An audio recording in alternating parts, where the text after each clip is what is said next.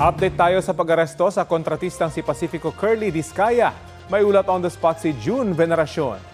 June!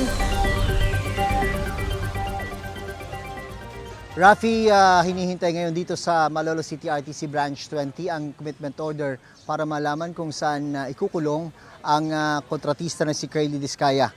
Dinala dito sa Malolos sa Bulacan si Discaya mula sa Senado kung saan siya inaresto dahil sa kasong malversation of public funds kaugnay ng isang maanumalyo umanong flood control project dito sa Bulacan. Nakadetain insured si Discaya ng isakay sa police mobile.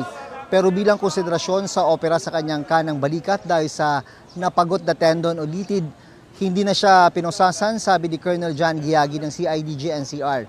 Non-bailable ang kasong malversation pero pwede namang hilingin sa korte na makapagpiyansa ang akusado.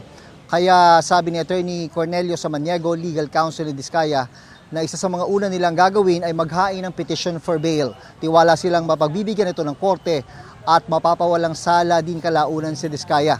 Sa kabila ng kondisyon ni Discaya, hindi raw ito hihiling ng hospital arrest, sabi pa rin ni Attorney Samaniego.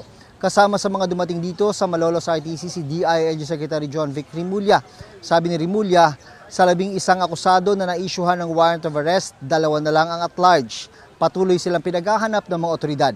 Sabi ni Rimulya, tinitiyak niyang walang special treatment na ibibigay kay Discaya gaya ng mga naunang naaresto na malalaking pangalan kaugnay ng flood control scandal. Yan ang latest mula rito sa Malolos, Bulacan. Balik sa Rafi. Maraming salamat, June Veneracion.